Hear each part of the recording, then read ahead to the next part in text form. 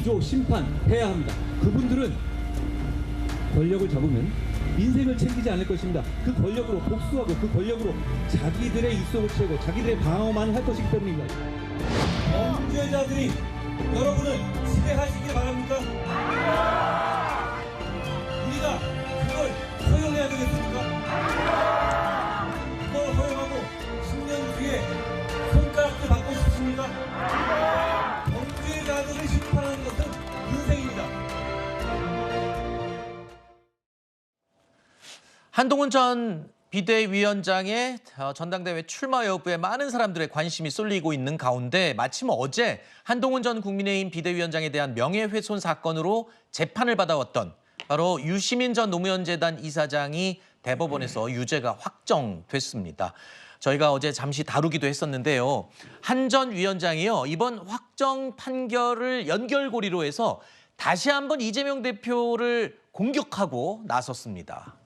자, 총선 때부터 지금까지 이재명 대표를 비판하는데 집중을 해왔었고 어제는 이렇게 얘기를 했군요. 가짜뉴스 피해자지만 언론 협박하는 시도를 반대한다.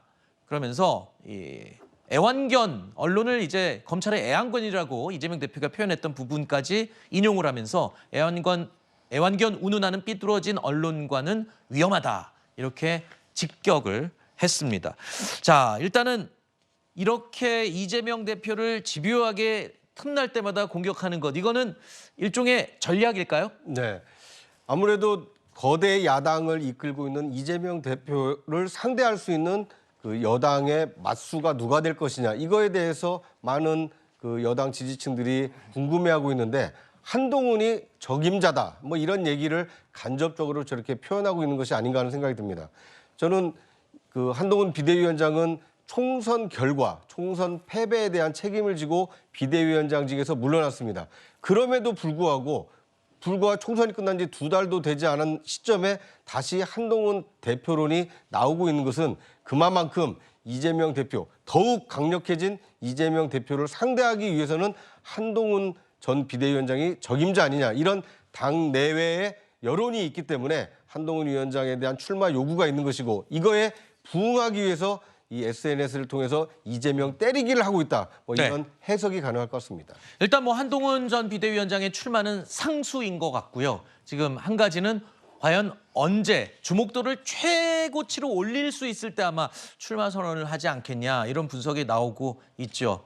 자, 이런 가운데 대회가 다가오면서 주요 당권 주자들, 이 후보군들의 움직임도 바빠지고 있는데요. 이 가운데 나경원 의원의 움직임이 또 눈에 띄고 있습니다.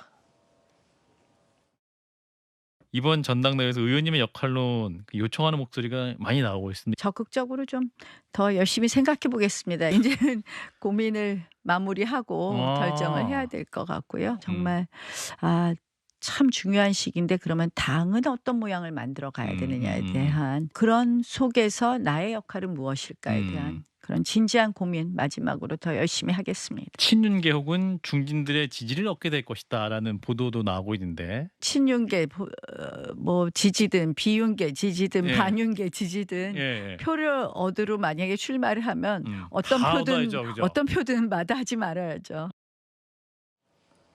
자, 일단 유력 이 당권 주자들 가운데 안철수 의원은 공식적으로 불출마를 선언했습니다.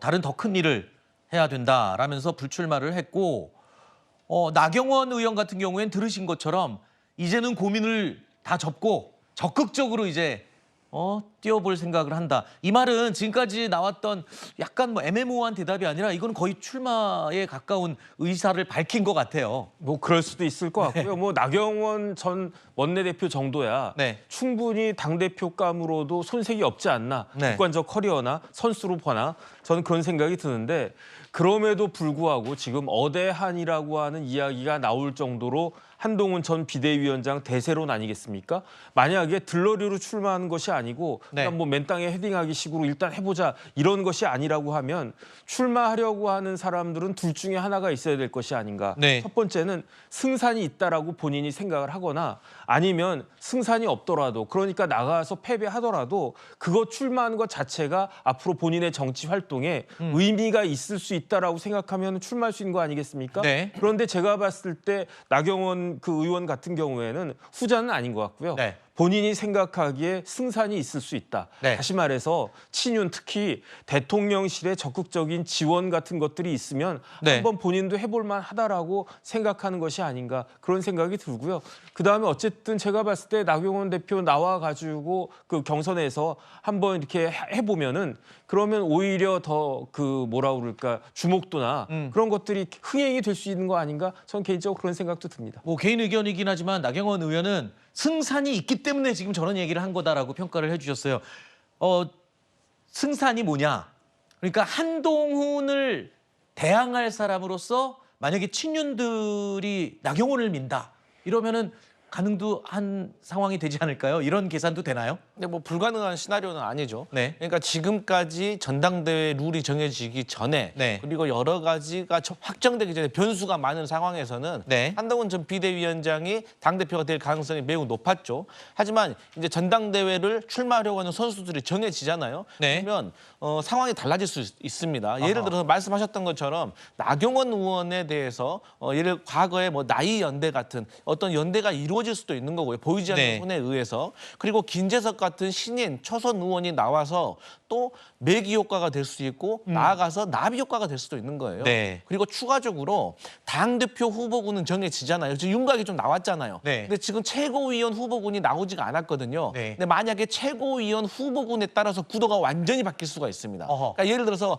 비한동훈, 그러니까 네. 반한동훈 선수들만 출마를 하게 되면 네. 그야말로 한동훈 전 비대위원장이 고립될 수가 있고 네. 또 그러다 보면은 국민들과 당원들이 한동훈 비대위원장 되면은 앞으로 대통령과의 관계가 안 좋아지겠는데 네. 당이 흔들리겠는데 그래서 당 대표가 된 이후가 더 문제가 되겠는데라고 고민이 될 수 있는 문제이기 때문에 네. 지금까지는 어대안이었지만 최고위원 후보들까지 다 정해지고 나면 네. 어떤 결과가 생길지 모른다 이렇게 보여집니다. 어제 이철규 의원이 이 어대한 그러니까 어차피 대표는 한동훈이라는 이 분위기에 대해서 당원 모욕이라고까지 표현을 하면서 직격탄을 날렸죠. 그런데 이 표현이 또 적지 않은 파장을 불러오고 있습니다. 당 안팎에서 이런 반응이 나오고 있습니다.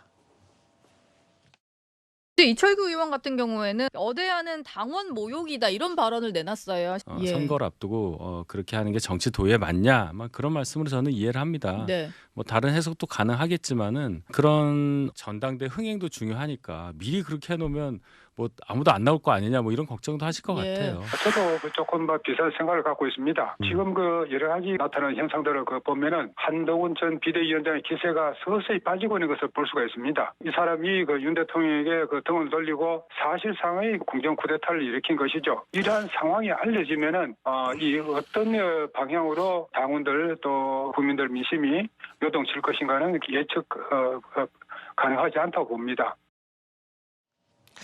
일단 확실한 거는 친윤, 비윤에는 이제 친한이 포함된다고 봐야 되나요? 네. 이 구도로 가는 거는 분위기가 추세인 것 같습니다. 지금. 그렇습니다.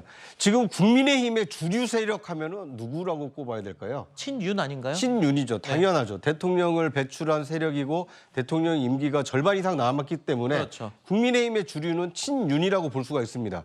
그런데 한동훈 비대위원장의 포지션이 굉장히 좀 애매합니다. 네. 그러니까 지난 그 비상대책위원장을 맡을 때만 하더라도 윤석열 정부의 하반기 국정 운영을 뒷받침하기 위해서는 이 총선 승리가 필요하고 총선 승리를 해낼 수 있는 구원 투수로 한동훈 위원장이 임시직인 비대위원장에 임명이 됐습니다. 네. 그런데 이제 총선은 결과가 나오지 않았습니까? 네. 108대 192로 여당의 참패로 끝났는데 그런데 이번에 만약 한동훈 위원장이 다시 당대표에 도전해서 당대표가 된다라면 2년 동안 이제 당을 이끌게 되는 것입니다. 네. 당만 이끌고 끝나는 것이 아니라 당을 잘 이끌었다는 평가를 받게 되면 다음 대선의 유력 대선 주자가 될 수 있기 때문에 네. 이번 한동훈 당대표는 지난 비대위원장 당대표와 달리 이번에는 유력 차기 주자로 부상할 수 있는 명실상부하게 포스트 윤석열을 향하는 이 첫 발을 내디딜 수 있기 때문에 네. 친윤 지정에서 집중 견제를 하고 있다. 뭐 이렇게 볼 수 있을 것 같습니다. 예, 뭐 친윤과 비윤의 대결이냐, 친윤과 친한의 대결이냐, 뭐 그리고 최고위원은 누가 나오고 다른 당권 주자는 누가 나오냐, 이게 얘기가 조금 복잡해질수록 전당대회는 더 흥행을 한다고 하는군요. 알겠습니다. 좀 기다려 보겠습니다. 얼마나 더 흥미진진한 시나리오가 펼쳐질지 살펴보도록 하죠.